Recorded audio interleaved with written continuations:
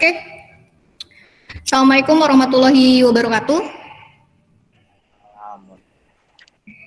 Waalaikumsalam. Waalaikumsalam warahmatullahi wabarakatuh. Oke, sebelum kita mulai pembelajaran hari ini, silakan pimpin doa dulu. Aza, ada kan? Silakan pimpin doa dulu, Za. Ya, Miss. Sebelum belajar, mari kita berdoa dalam hati. Doa mulai. Selesai. Oke, makasih banyak, Aza. Sebelum kita masuk ke pembelajaran, Miss pengen tahu nih, siapa aja sih dari kalian yang udah masuk ya? Coba kita lihat. Nih. Coba diisi dulu daftar absennya. Miss ketik ya, link absen. Nah, ini aja di chat. Buka di chatnya, di pesan ada. https://s.id presensi kimia. Kalau sudah.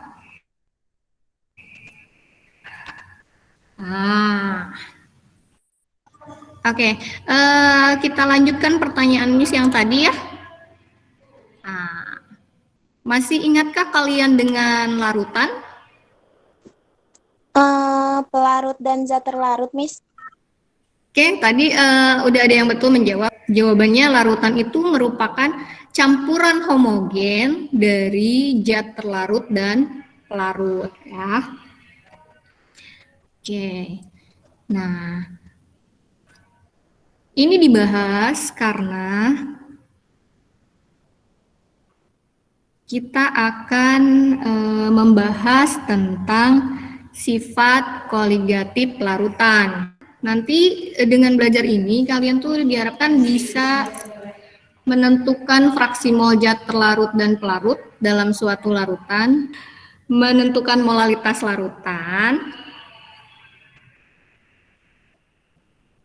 kemudian menentukan molaritas larutan, menganalisis terjadinya penurunan tekanan uap larutan. Nah, ini indikator pencapaian kompetensinya. Setelah belajar sifat koligatif larutan, mampu menjelaskan dan menganalisis fraksi mol, molalitas, dan molaritas larutan, serta menganalisis penurunan tekanan uap secara tepat. Miss punya gambar, silakan kalian lihat. Nih, nah, ini ada gambar nih. Kan itu ada botol ya, ada botol, kemudian ada tulisannya. Nah, yang Miss ingin tanya, apakah kalian tahu apa arti label di botol itu? Apa arti label di botol itu? Larutan NaOH ya, Miss? Betul, larutan NaOH. Betul. Terus ada apanya lagi tuh? Miss, ada tulisan apa itu 10.000. Artinya itu adalah larutan NaOH dengan apa? 1,00 m itu apa? Dia adalah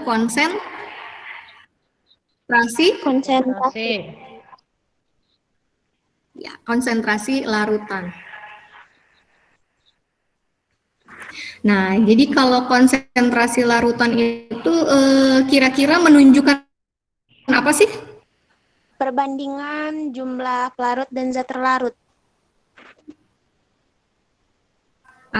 Betul.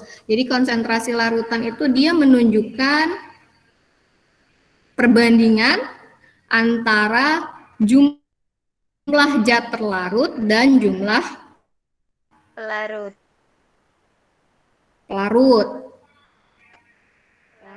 Ya, itu konsentrasi larutan. Itu konsentrasi larutan. Konsentrasi larutan itu ada macam-macam. Persen massa, molalitas,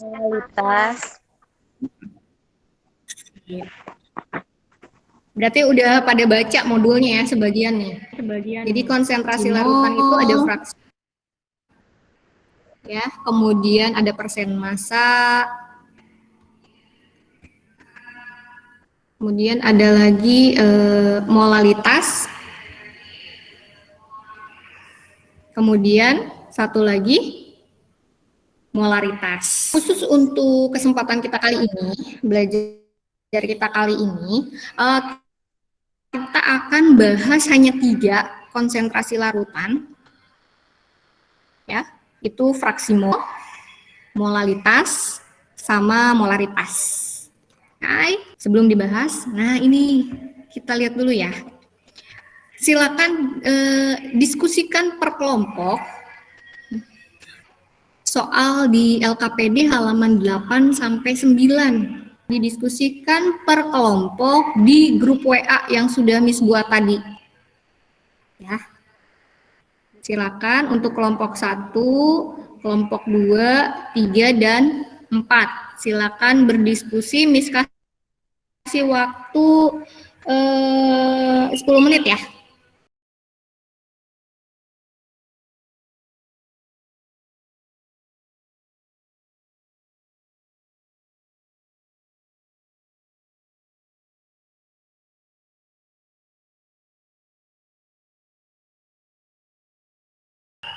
Sekarang coba presentasikan hasil diskusi kalian. Najmi dari perwakilan kelompok 1 mau presentasi.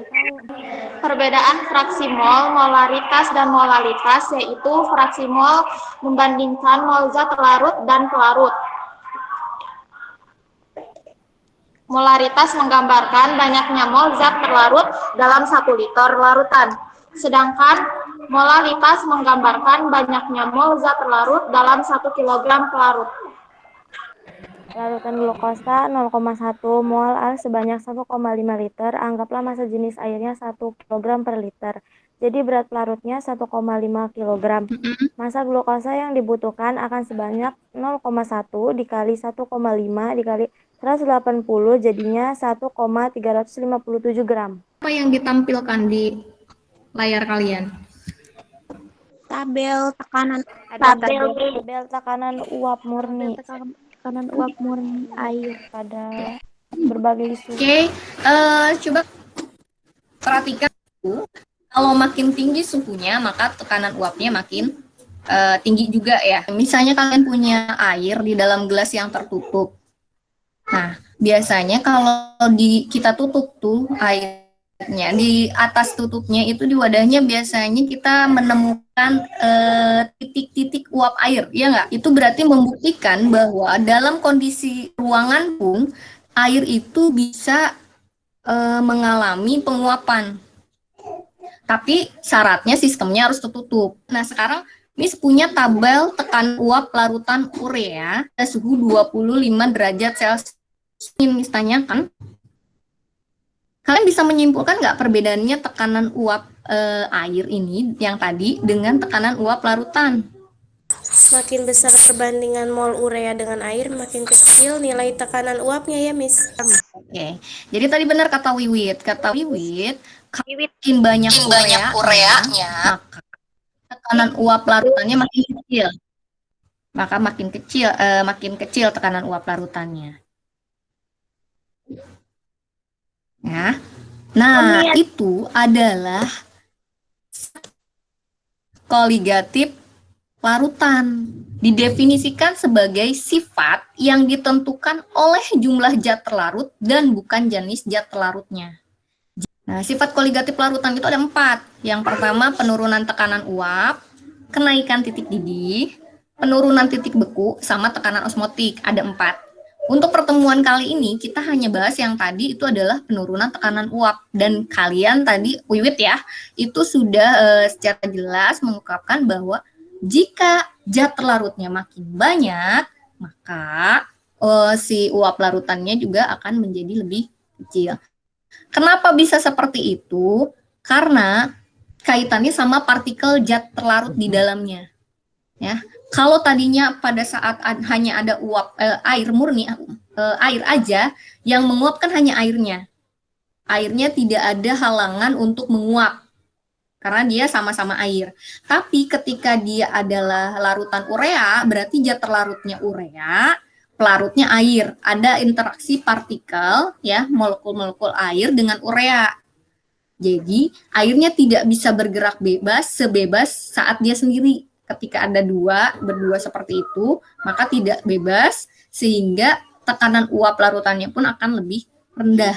Tekanan uap itu bisa kita tentukan berapa besarnya dengan cara membandingkan ya dengan cara menghitung itu fraksi mol zat terlarut ya, fraksi mol zat terlarut dengan tekanan uap murni pelarutnya. Besarnya penurunan tekanan uap itu akan sebanding dengan fraksi molnya. Jadi, untuk pembelajaran hari ini sampai saat ini hanya sampai situ saja, yaitu kita tadi sudah membahas fraksi mol, molalitas, serta molaritas. Nah, kemudian ada lagi yang kita bahas tentang sifat koligatif larutan. Sifat koligatif larutan ada 4. Silakan kalian lakukan refleksi pembelajaran yang kalian lakukan hari ini di linknya seperti itu ya. Miss kasih waktu 5 menit untuk menjawab pertanyaannya. Kalau sudah, silakan untuk pertemuan selanjutnya kalian baca tentang sifat koligatif larutan lainnya.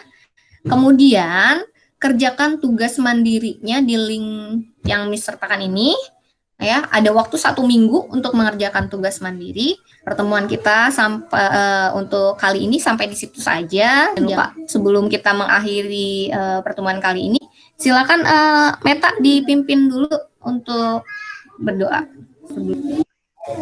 Belajar, mari kita berdoa dalam hati mulai. Makasih banyak Meta, dan barang siapa tidak mau merasakan pahitnya belajar, ia akan merasakan indahnya kebodohan.